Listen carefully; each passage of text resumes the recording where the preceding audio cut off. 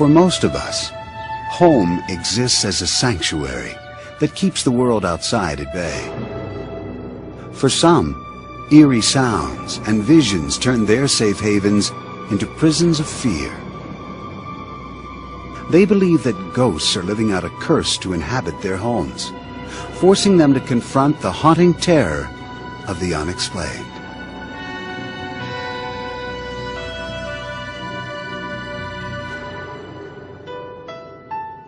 Since the day they married in 1987, police officer Tom Brown and his wife Linda had dreamed of owning a home. In 1996, the Browns, with their 2 children, moved into a 3-bedroom brick house on Twin Oaks Court in East Peoria, Illinois. Their dream had finally come true. It quickly became a nightmare on the very first night in the house. Tom and Linda were fast asleep when violent noises rose from the basement 1 floor below. It sounded like somebody was going through all of our stuff in the basement. I got up, I thought, can't be. So I went downstairs, and you could hear just plain as day, somebody's moving boxes around, throwing stuff around. It sounded like somebody was mad, just throwing stuff. Nothing's moving. Nothing's going anywhere. You could hear it, but you couldn't see nothing. Convinced that the stress of the move had been too much, Tom and Linda dismissed the incident until the terrifying sounds returned the following evening. This time, even louder. Doors knocked and slammed. Heavy footsteps shuffled on the linoleum kitchen floor, just outside their 3-year-old daughter Chelsea's room.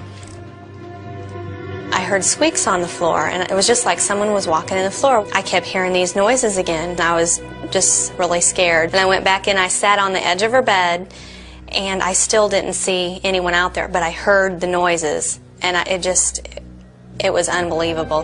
But it was like someone was watching Chelsea and I. Tom and Linda were beginning to believe that someone was watching them, someone they couldn't see. Then one night, Tom caught a glimpse of something he'll never forget. And the cat is in the living room, hissing and screeching and that, like he's in a cat fight. And all of a sudden, I saw this person dart into my son's bedroom. I got up, I ran in there as fast as I could. Nobody, nothing.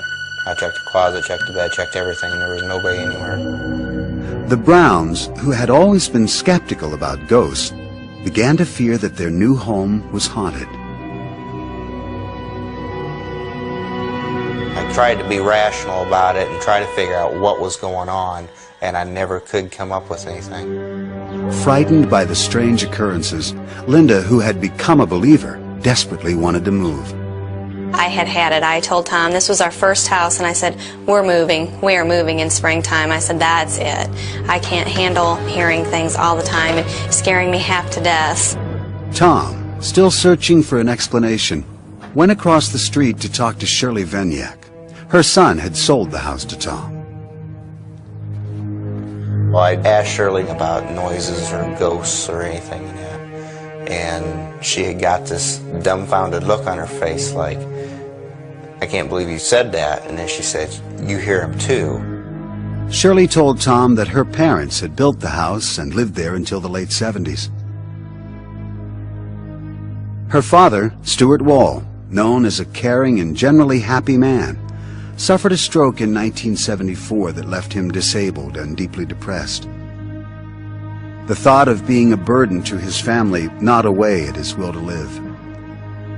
One evening, he walked to the closet of the back bedroom, where the Browns' 2-year-old son now slept, pulled the belt from his pants, and hanged himself.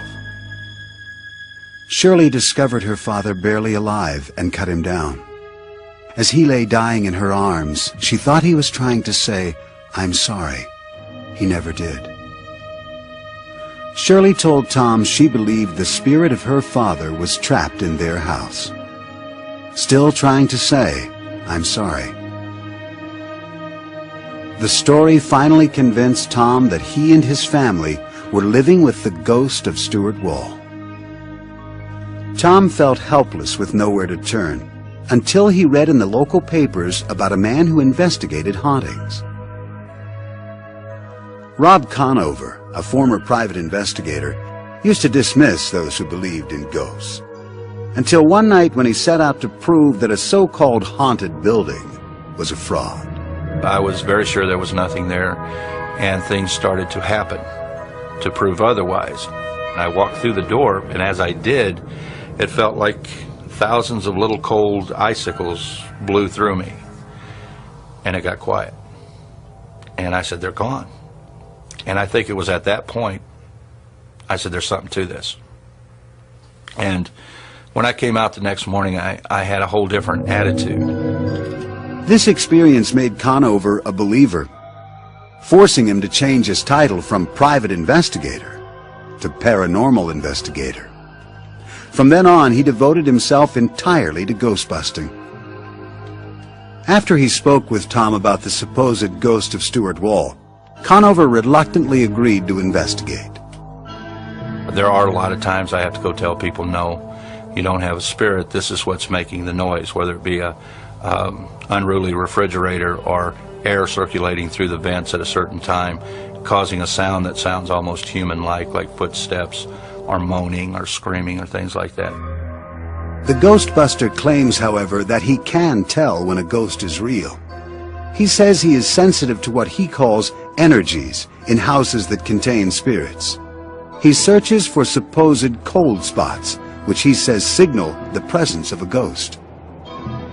When I walk into an area where there's a spirit, there's a feeling that comes over me that is very hard for me to describe. The closest I can get is to say it's like a cool electrical shock without any pain, from toes to head. After the initial interview with Tom and Linda, I did a walkthrough and definitely picked up feelings. This is the room where it took place, isn't it? Conover sensed the ghost in the same places where the Browns had heard the noises. He was certain that Stuart Wall had become a tormented spirit, prowling the halls of what was once his home, and now his purgatory. Conover resolved to help the ghost find his way out of the land of the living and into another level.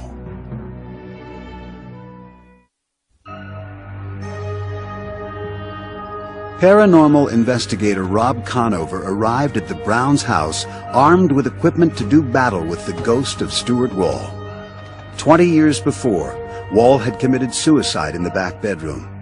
Conover believes that his tormented spirit now prowled its halls, and he was confident that he could coax this troubled spirit through the light, his term for moving ghosts from this world to the next. When we pass away, we're all confronted with the light. And for us to stay on this side and not go through the light, the reasons for that are because we're attached to a person, place, or object on this side that we feel we have to protect or be with.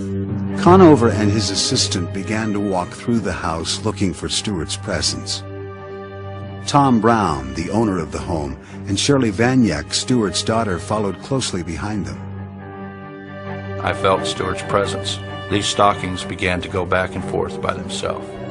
And I said out loud, so Stuart, you have my attention now. Do I go in the house or do I go in the basement? And at that point there was a loud bang in the basement.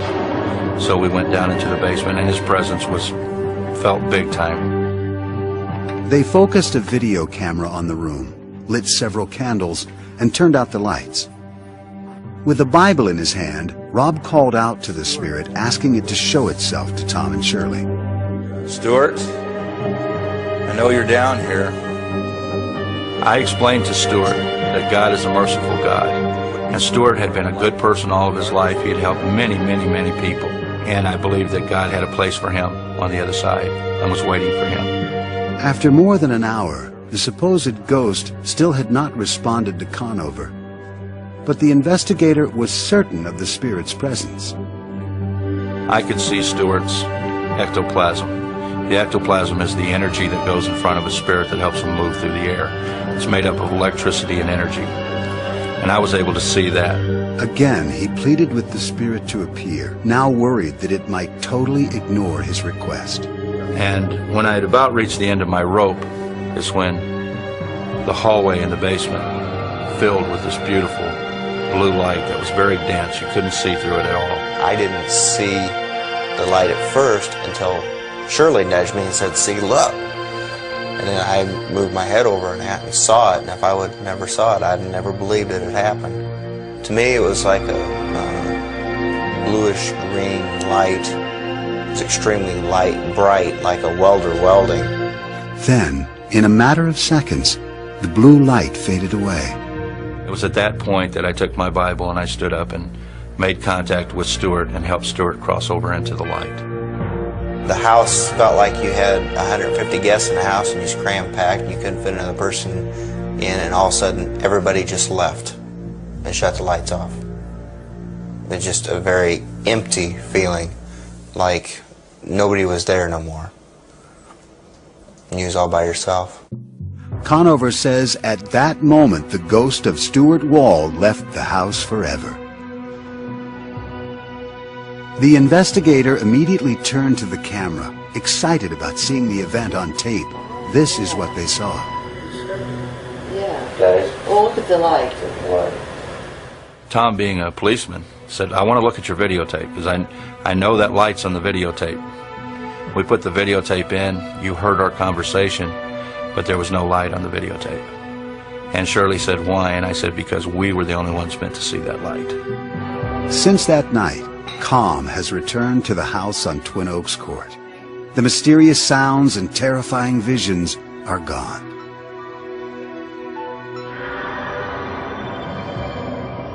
Did the ghost of Stuart Wall pace the floors of this house? Was that spirit finally ushered to another world during this ritual? Skeptics say emphatically that ghosts do not exist, and that logical reasoning can explain all anomalies linked to spirits. Professor of psychology Terence Hines believes the Browns' ghost is a figment of their imagination. When you go into any new house, new to you, there are going to be strange sounds and events that you're not familiar with. And so if you go in thinking, my God, somebody committed suicide in Johnny's room, and you hear something odd, it's very easy to think, why? Maybe that was a ghost. It was particularly easy for Linda Brown, who had grown up next door to the Walls and was 6 years old when Stuart Wall committed suicide.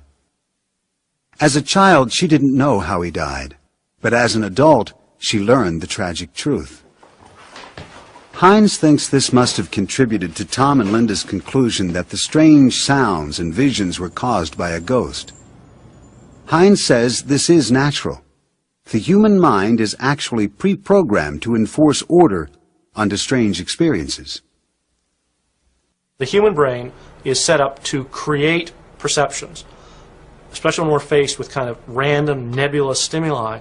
The brain frantically tries to wire them all together to make some coherent sense out of that. Believers in ghosts like parapsychologist Lloyd Auerbach disagree that the ghost of Stuart was purely a function of Tom and Linda's perception. He argues that when several witnesses are reporting the same or similar experiences, as happened in the Brown house, those witnesses must be taken seriously. It's a subjective experience experienced by many people across many years, which lends very much credibility to there being actually something there and that it wasn't just imagined by people. And that's what we look at, is how many people, how many witnesses there are, what kind of corroboration we get.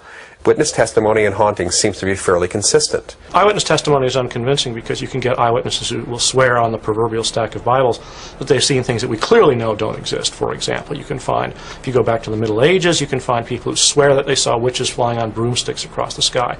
And I have no doubt that they really think they saw that. Conover and the Browns are certain they saw a blue light. But Tom Flynn, a skeptic who has examined hauntings, says that if they did, it should have shown up on their videotape. Video cameras respond to the same spectrum of colors that the human eye does. So if you're pointing a video camera at something and you see a blue light, so should it. So I think it's very revealing that these three people report that they've had this experience, and yet their own videotape doesn't verify it. Flynn also says that several of Conover's claims that he feels a presence can move spirits through the light, and is able to see ectoplasm, are based on mythology commonly used by those who believe in ghosts. One of the stock tricks that spirit mediums would do at their seances, starting about in the 1860s, was to produce ectoplasm. We know now that 19th century mediums were using sleight of hand tricks, but out of this came the tradition that this ectoplasm, this kind of semi-material stuff, existed that pertained to the ghosts. Believers say that Conover may be relying on terms from popular culture, but his ritual appeared to be effective. Since Conover's visit, the Browns are no longer plagued by mysterious noises and phantom footsteps. The Ghostbuster that came into Tom and Linda's house may have had some genuine ability to affect the environment. This one Ghostbuster did something. What he did worked. Professor Finook encounters that the best way to eliminate imaginary ghosts is by using imaginary ghost busting. This is psychological relief more than anything else. In other words, he said the things these people wished to have said. He did the things which seemed to be appropriate to what they wanted to see and hear. Was the apparition of Stuart Wall's ghost a shared vision or a shared illusion? Does the mind make the senses lie? Or do troubled spirits of the dead roam this earth?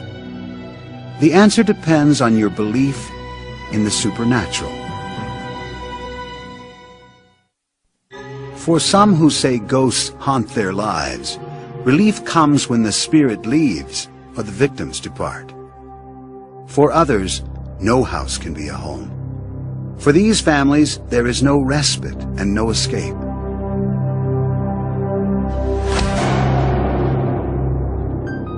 A painful divorce in 1968 left Beth alone with a small child and little money.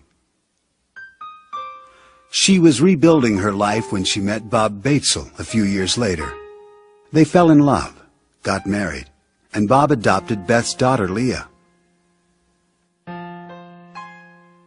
In 1971, when the Batesels moved into this two-family house in New Brunswick, New Jersey, the young family's newfound happiness would be fleeting. Strange events began happening in the house. At first, Bob and Beth dismissed the odd activity. Lamps swinging, doors opening and closing, objects appearing in the wrong places. Then they were forced to confront the terror trapped in the walls of their new home. The pungent smell of rotting flowers wafted throughout the rooms. Temperatures supposedly rose to sweltering levels for no apparent reason. They began to witness shocking sights. Knives, forks, and baby bottles darted about the house, making them fear for their lives. I felt very scared, unsafe,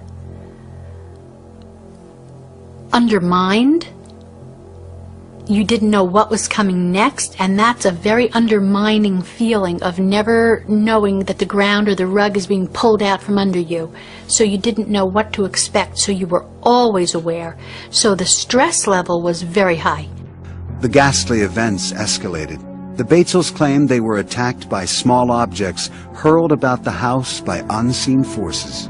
I had some friends over for lunch, and just out of nowhere, the bathtub stopper, a round bathtub stopper, just came flying between two of us that were seated at the table as though someone just threw it. The moving objects became even more threatening. One night, Bob and Beth were paralyzed with fear as they watched a lit cigarette drift down from the ceiling. We just didn't know what to do because we didn't know whether to reach out and grab it, if someone were actually holding it that we just didn't see. If it hit the floor, would it start a fire? We just didn't know what to do. The enormous stress from incidents like this forced Beth, who had never believed in ghosts, to confront what seemed very much like a haunting. Word of the Batesels' ghost spread, and a spiritual group interested in paranormal activities asked to conduct a seance in their home. Bob and Beth, at a loss for an alternative, agreed. We felt we were drowning in a sea of phenomena that we could not explain. We had never had this before, we didn't know anything about it at the time, and we needed help. The group gathered with Beth and Bob around the dining room table. They closed their eyes and joined hands. When the psychic called out to the spirits, the ghost began to speak through her. Beth secretly taped the proceedings. Can you tell us your name? It's my land. And you get out. Well, if we could investigate to see if it is your land, maybe we wouldn't get out, but you'll have to help us and tell us what your name is. My name is George Baxter. George Baxter? This land belonged to me. I bought it in the year 1872. Now you look that up, mister. We will, George. The next day, Beth went to the New Brunswick Library to research the history of the house. She discovered a George Baxter had bought the land in 1872. Beth was stunned, but Bob remained skeptical until a few weeks later, when they found threats written in lipstick and marker on the walls and mirrors. Now Bob was certain that his house was haunted.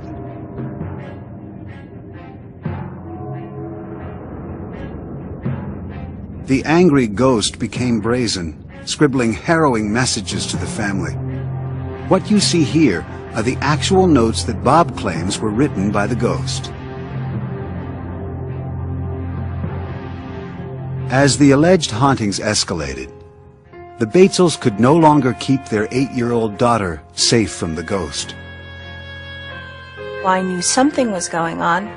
You'd have to be an idiot not to know something was going on when on your 8th birthday you wake up in the morning and there are red crosses all over the walls and the words "Go Dead" written. In 1972, Beth gave birth to their second daughter, Lisa. The threat to both children loomed larger. According to Leah Batesel, by that time the ghost had already done irreparable damage to her childhood. It is a hell house. It's the house from hell. As far as I'm concerned, that house destroyed what prior to moving in there was a normal 4-year-old girl. I hate that house. Beth grew to hate the house too. She knew her daughters were frightened, and she felt that she had no way to protect them. When you touch my child, that's the line. And that's what happened. There were a number of incidents, a couple in particular, that were very, very focused on our children, and we felt that that was it and we had to leave.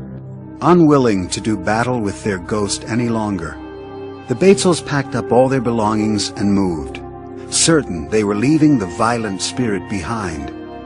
Their desperate attempt to escape only took them deeper into the mystery.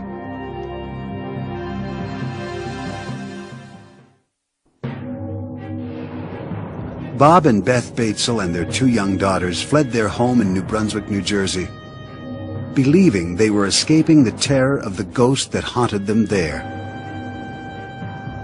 For 4 years, the Batesels lived in this house, where they were harassed almost daily by ghostly threats. Now they were searching for a more peaceful abode. The Batesels moved to an apartment in Clinton, New Jersey. The persistent ghost followed, and only became more hostile. The Batesels claimed that an unseen force shoved Beth, Bob, and Leah down the stairs. They moved again. This time they moved further away, to Flemington, New Jersey. They had barely finished unpacking when one morning, to Beth's horror, she found a butcher knife impaled in the kitchen door frame. She knew then they had not eluded the vicious spirit.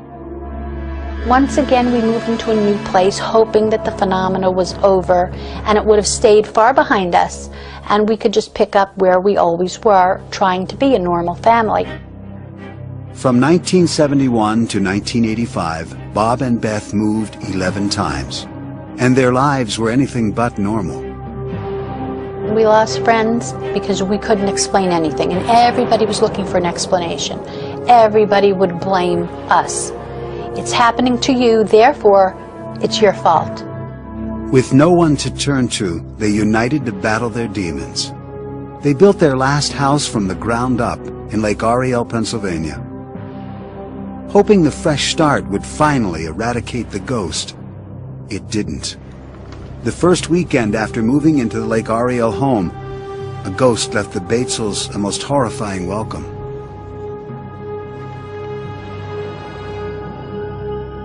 It was well past midnight when the Batesels were startled out of bed by hysterical crying. Rushing to their daughter's room, the Batesels found her terrified, screaming that her cat was hanging by its neck from the doorway with its eyes gouged out. The Batesels saw nothing. This ghost-like apparition had disappeared. Several nights later, the Batesels were again startled out of their sleep as the glass in picture frames hung in the living room spontaneously exploded, shattering glass throughout the house. It's really difficult to describe how you feel when you're in the middle of a whirlwind. But we have stopped asking why because we're too busy dealing and living with it. Most reports of hauntings link the ghost to a place. The Batesels believe that in their case, ghosts come to them. We have come to understand that there are hauntings which are attached to a particular place and remain. And then there are hauntings that seem to be the people. The people are haunted, not the place. So no matter where the people go, it doesn't matter, they will still be haunted. From everything that has been done and tested and what we've been told, I seem to have some kind of presence. I am some kind of magnet that seems to attract these spiritual things. The Batesels, physically and emotionally exhausted, say they can no longer try to escape the ghost. They remain in their Lake Ariel home, resigned to its hauntings and uneasy about what may lie ahead. Do the Batesels somehow attract hauntings and spirits wherever they live? Or do they create their own demons? For scientists like Nobel Prize-winning physicist Leon Lederman, the answer is simple. I would just flat out say, you don't have haunted houses. You have either some gullible people or some dishonest people who are making this all up. Science has no room for ghosts. Psychologist Carl Schlotterbeck has found room for ghosts.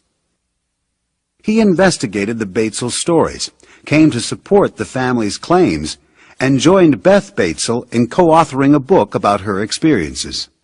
I became a believer fairly quickly. You could walk through the house and feel in different rooms. In one room it was difficult to breathe even.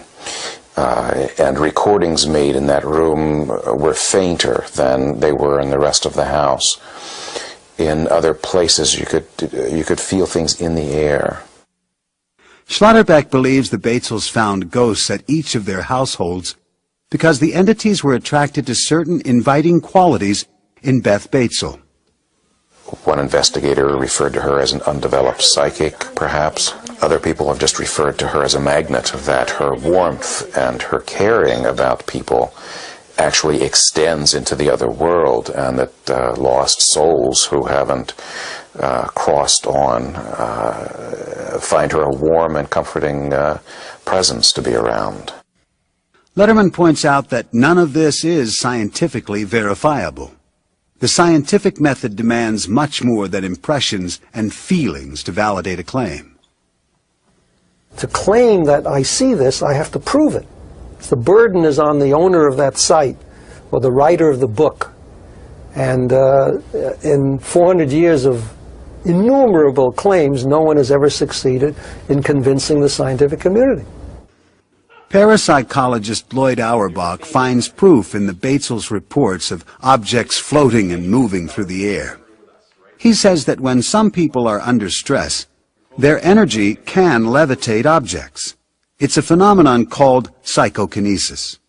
Psychokinesis is the ability that we have identified in parapsychology of the mind to directly affect matter or energy, to move things. There's usually a living person there whose mind, or subconscious mind typically, is letting off steam or reacting to stress, and is using psychokinesis, mind over matter ability, to move those objects around.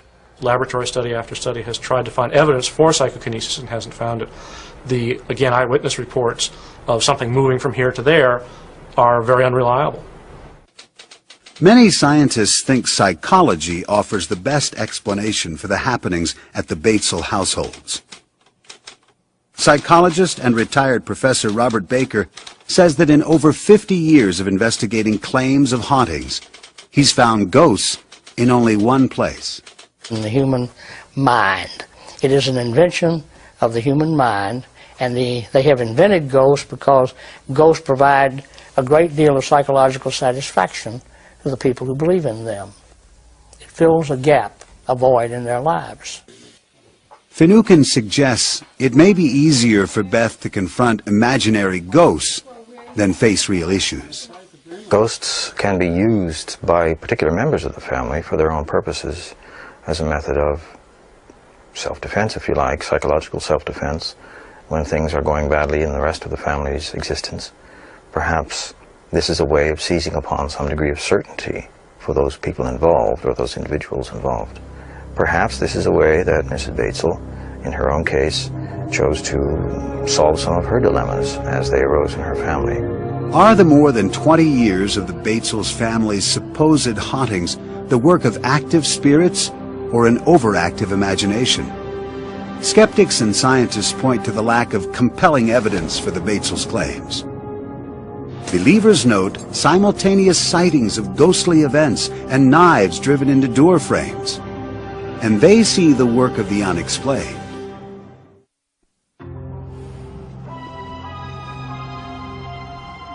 For centuries, Native American elders have passed down legends that tell of hidden places deep in the mountains of Colorado.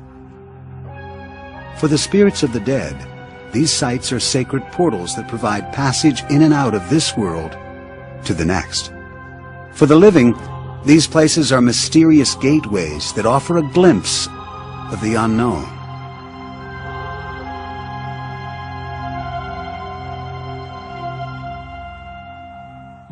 Steve Lee, a truck driver from Dallas, was on a new delivery route driving through the mountains of Colorado. He found the beauty of the area so captivating that he moved his family to the middle of the Black Forest, 20 miles north of Colorado Springs.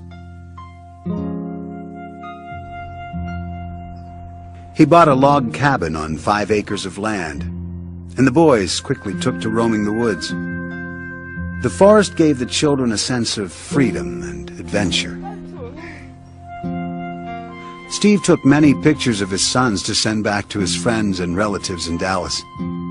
From the start, he found that strange lights appeared in the photos.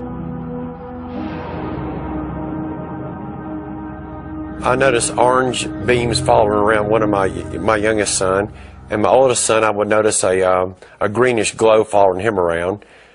And soon after that, we started getting things in the pictures like dogs and faces that shouldn't be there. At first, Steve dismissed the pictures, believing that something was wrong with his film. The mysterious lights and phantom fog continued to appear in his photos. Steve became obsessed with taking pictures, and each new roll of film brought more frightening discoveries. Some parts of the house were more active than others. When Steve took pictures of the mirror over his dresser, he was terrified by the reflections staring back at him. In my mirror, there seems to be faces that will appear in there, different people. It's not the same person.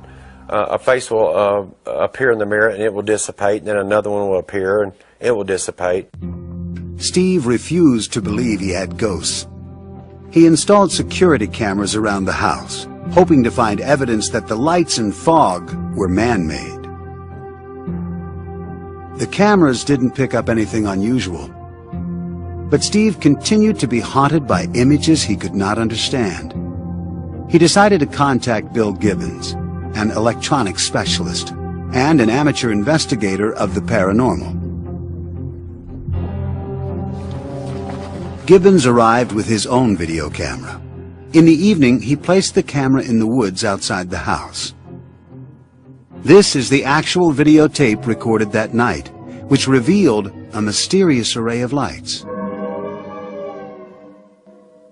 It was not like any type of lightning ball or Kroll discharge that I've seen. The radio tower will discharge a ball of energy and it'll shoot along a line. This energy did not follow any path. It almost looked as if it had a mind of its own. The investigator used a spectrometer to check the strength of electromagnetic and radio waves at the house to make sure they had not caused the lights. That could be caused by colliding microwave energy and radio energy just by the sheer location of the property and how the radio signals intersect each other. We found nothing there, nothing out of the ordinary. The investigator then used a compass to look for magnetic disturbances. In the far corner of the house, Gibbons found that the compass sometimes swirled uncontrollably, unable to settle on a position.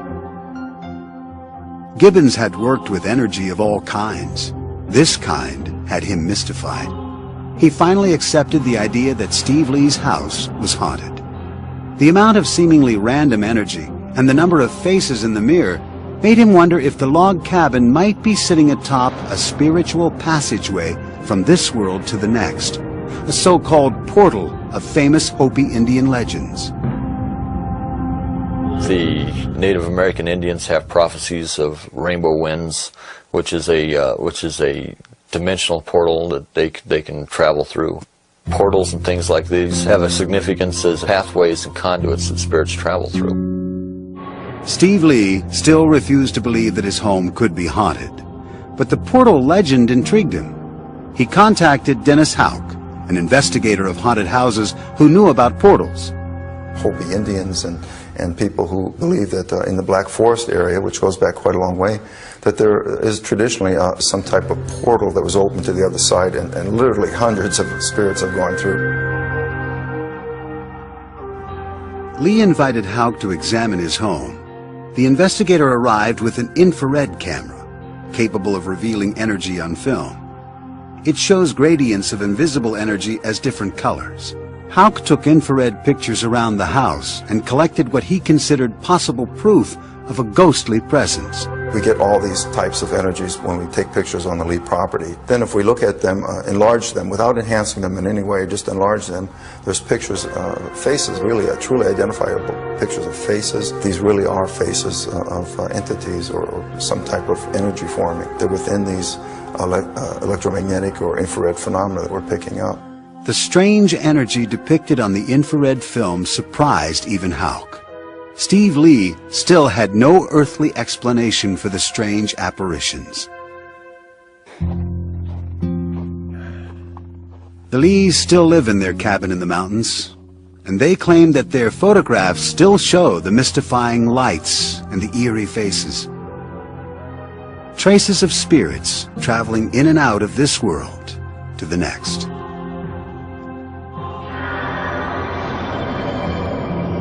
Is the Lee house filled with spirits moving through a legendary portal? Are the surprising photographs evidence of a new kind of energy that allows ghosts this passage? Scientists and skeptics offer a resounding no. Tom Flynn, a photo expert, believes many of the anomalies on the photos have logical explanations.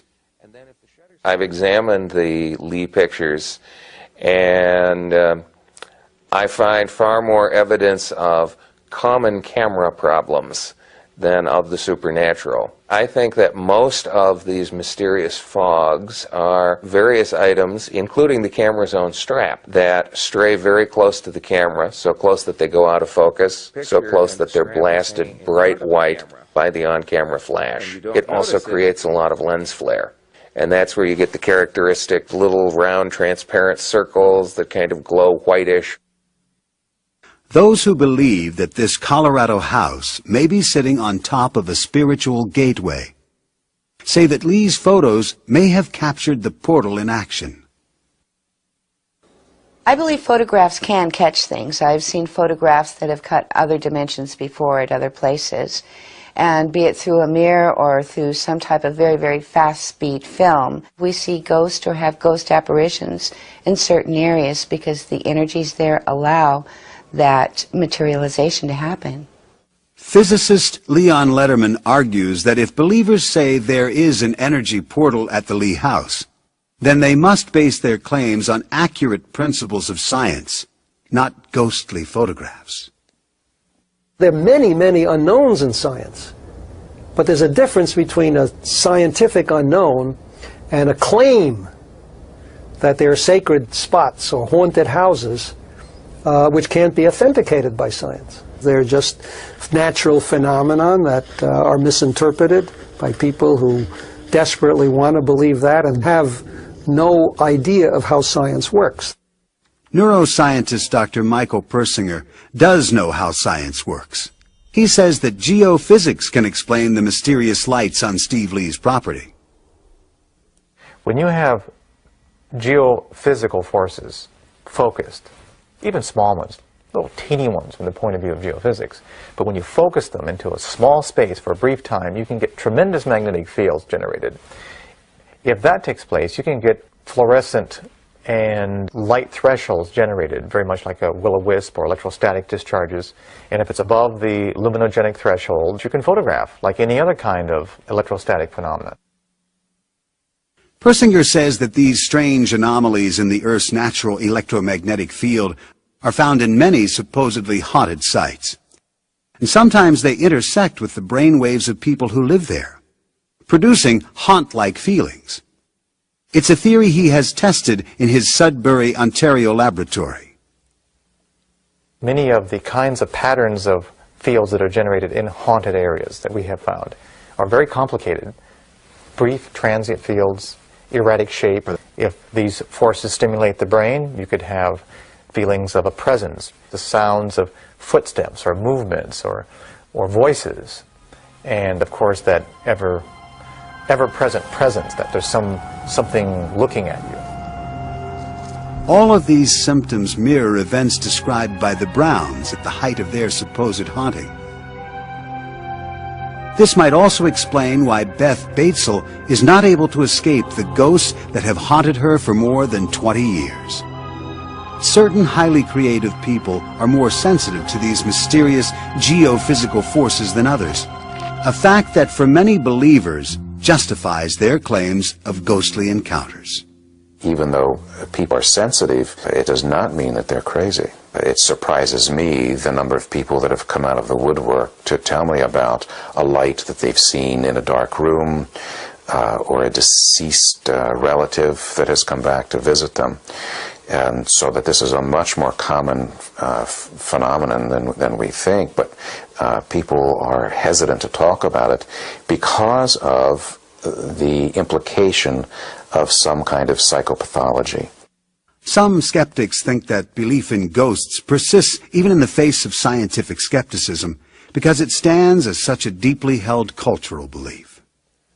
In a sense, ghosts are in people's heads, but in another sense, culturally and socially, they do exist for them, and indeed for many other people in that society. They are human constructs. So is music, so is poetry. I mean, we have to accept these things, these ghosts, all to be respected as creations of the human mind.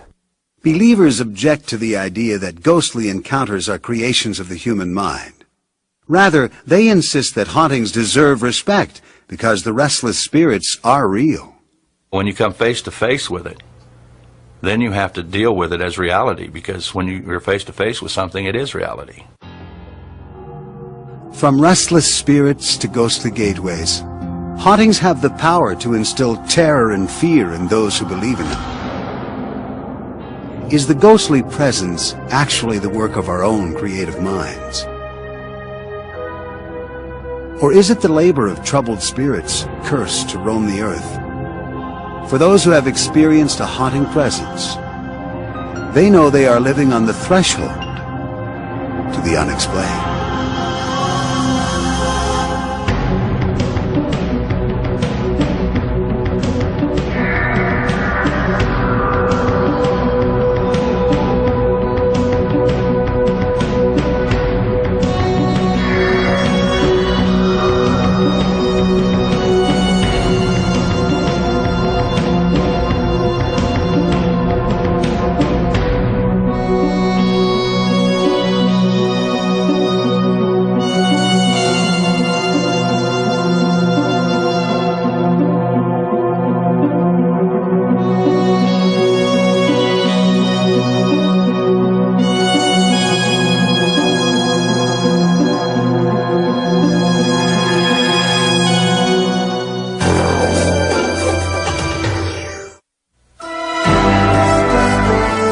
Browns, who had always been skeptical about ghosts, began to fear that their new home was haunted.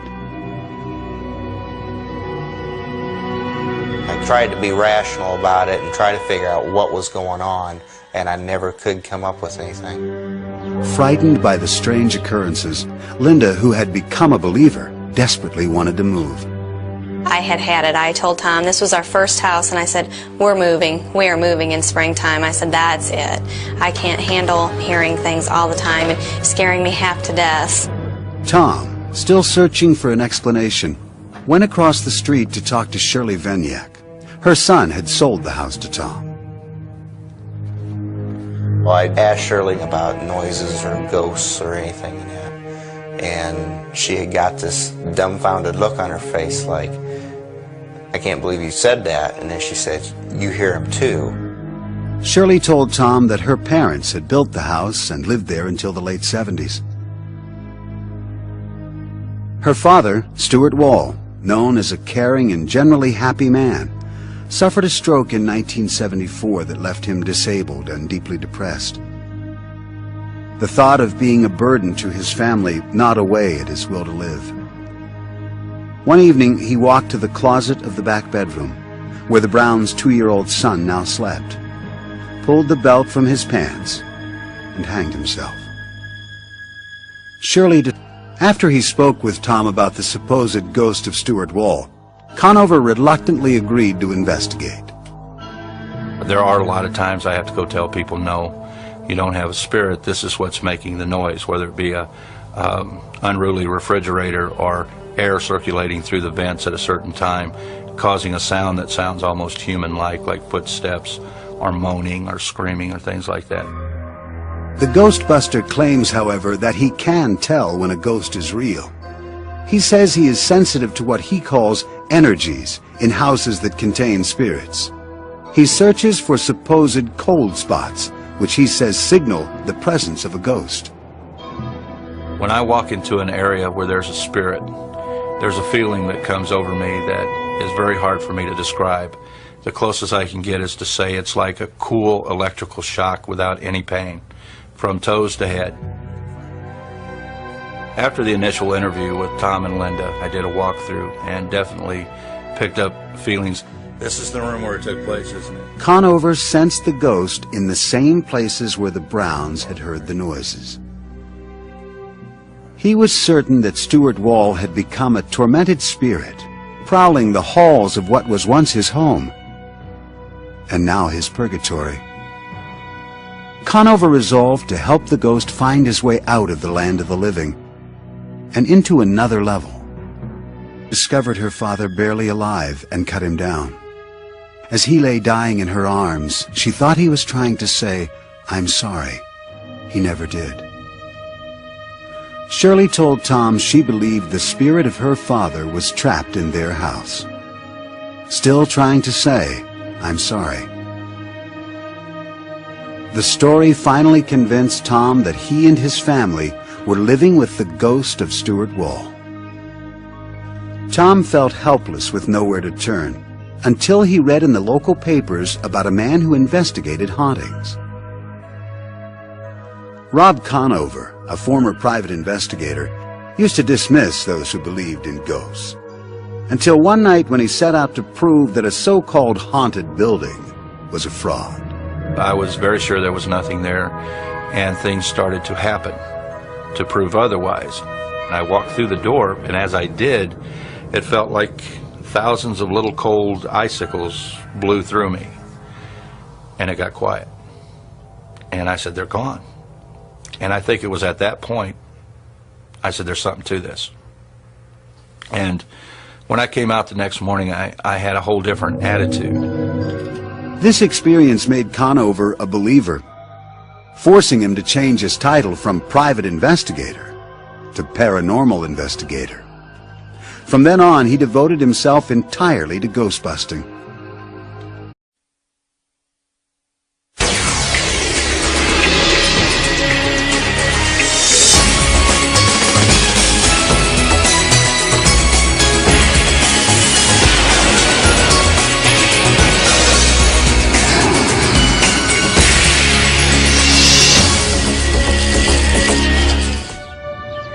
For most of us, home exists as a sanctuary that keeps the world outside at bay.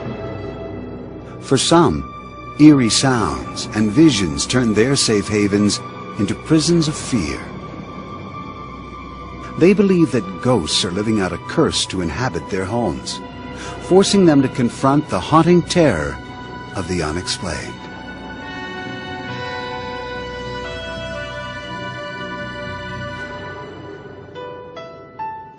Since the day they married in 1987, police officer Tom Brown and his wife Linda had dreamed of owning a home. In 1996, the Browns, with their 2 children, moved into a 3-bedroom brick house on Twin Oaks Court in East Peoria, Illinois. Their dream had finally come true. It quickly became a nightmare on the very first night in the house.